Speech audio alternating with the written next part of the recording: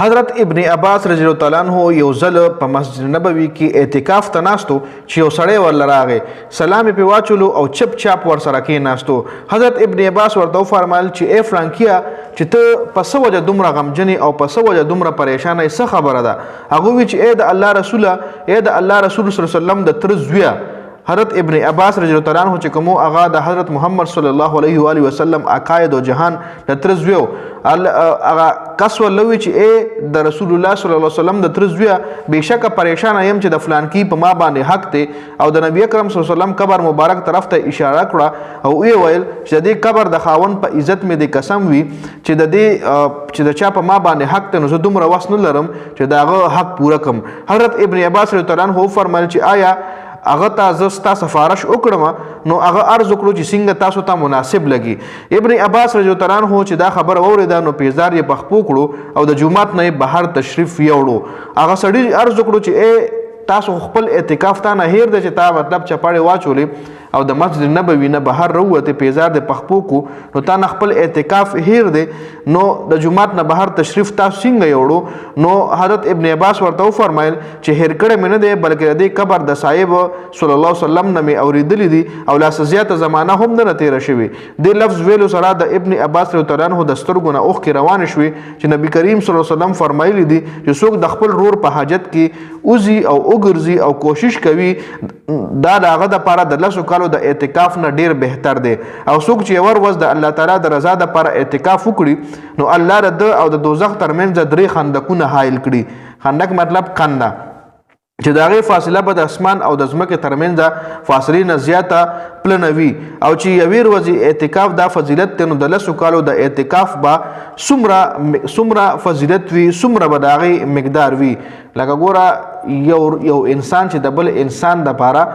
د زړه د کومې نه د اخلاص نه د هغه مرسته کوي، د هغه دپاره وګرځي، د هغه دپاره منډه تړه ووایي، نو یې کې ګوره الله پاک څومره ثواب ایښی دی. او بیا الله پاک ته چې څوک د الله پاک د رضا دپاره چې څوک په اعتکاف باندې کینی صرف یو ورځ، نو د هغه او د دوزخ ترمنځ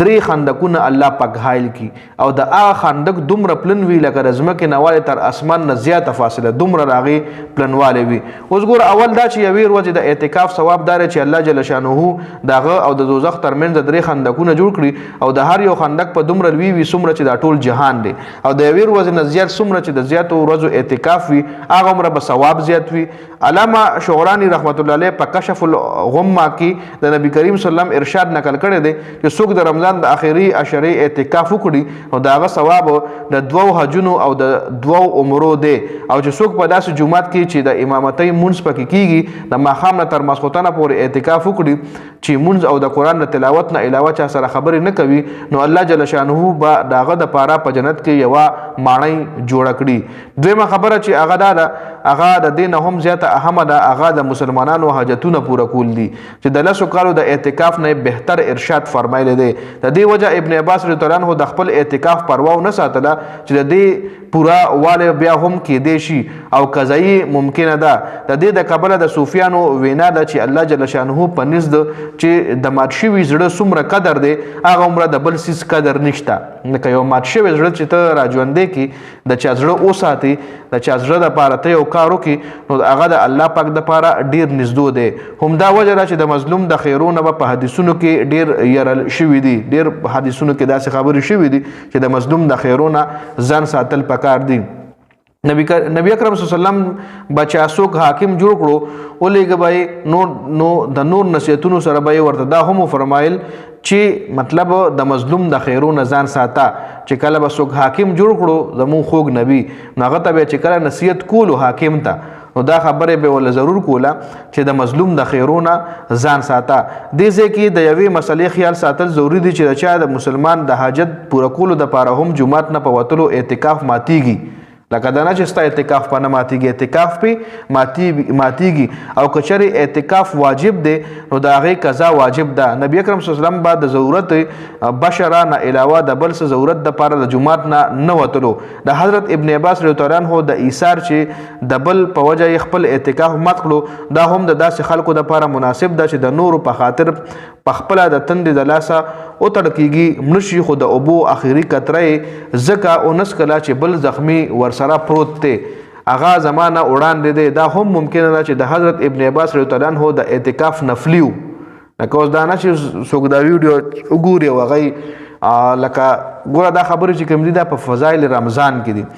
فضایل اعمال کتاب نه که چېرې تاسو وګورئ نو کې فضایل رمضان که تاسو راوالی فضایل رمضان پیج تاسو راوباسئ نو کې دا حدیث تاسو له کتلو ته میلاویږي دا خبرې تاسو له کتلو نه میلاویږي خو اوس لکه دې خبرو اورېدو سره دا نه چې اوس سبا یو کس په اعتکاف ناست دي او یو دغه ورله ورشي چې راشه یار تا سره خو زما کار دی د فلاني ځله زو د فلاني کس په ما قرض دی او ته وله د ما شفارس وکړه یا د فلاني ځله زو هغه سره د ما مطلب زما خبره نه مني او ته را سره په جرګه کې لاړ شه یا د فلاني ځله زو فلاني سره د ما روغه ده ته را سره جرګه کې لاړ شه روغه کې را سره کښېنه نو نه جي دا روغه د اعتکاف نه پس هم کیدی شي د قرض دا خبره ته د اعتکاف نه پس هم کولی شي نن سبا خو د موبایل زمانه ضروره که ډیر امپورټنټ ډیر اهم خبره هم شي نو هغه ته په موبایل باندې کولی شي فضول خبرې نه اوس لکه فلاني سره د ستا پیسې دي او ته ول ټلیفونو کې ناست په اعتکاف کې او ټلیفون ولو کې چې لکه زه خو په اعتکاف کې ناست یم او زه چې اعتکاف نه درشم یا به د ما پیسې ما له راکړي او یا فلاني له ورکوم دا ګوره فضول خبرې دي وروره ته چې په اعتکاف ناست یې ستا دغه دنیاوي لین دین به ته ختم کړي لکه اوس دا نه چې اوس یو کس په اعتکاف ناست او یو بل ملګری ورپسې ورشي او د هغه دپاره هغه خپل اعتکاف مات کړي نو لکه داسې نه دي کول پکار ښه د حضرت کېدای شي اوس لکه دلته دا هم لیکلي دي چې دا یو نفلي اعتکاف و په داسې حالت کې خو بیا اډوس اشکال نشته په خاتمه کې د یو اوږد حدیث چې په هغې کې قسمه قسم فضایل ارشاد فرمایلی دي ذکر کو نه پس دا رساله ختمېدی هم شي مطلب دا فضایل رمضان فضایل اعمال کې د فضایل رمضان خبرې اترې وي د ثواب په نیت مې در سره دا حدیث شریک کو او دې حدیث نه موږ له ثابته شوه چې د یو انسان زړه ساتل یا د بل انسان دپاره منډه تړه وهل یا د هغه دپاره ګرځېدل هم ډېر غټ ثواب لري د اعتکاف نه غټ ثواب لري خو لکه دا کمې خبرې چې مونږ وکړې نو دې کې اخر کې دا شک هم و چې کېدای شي د حضرت ابن عباس رضی الله عنه د اعتکاف نفلي هم خیر دا په دې ویډیو کې اهم خبرې وي نو د ویډیو کتلو زیاته مننه ویډیو ضرور مخکې ملګرو سره شریکه کړئ جنید خان افیشل چینل اور پیج لایک کړئ ډېره زیاته مننه جی والسلام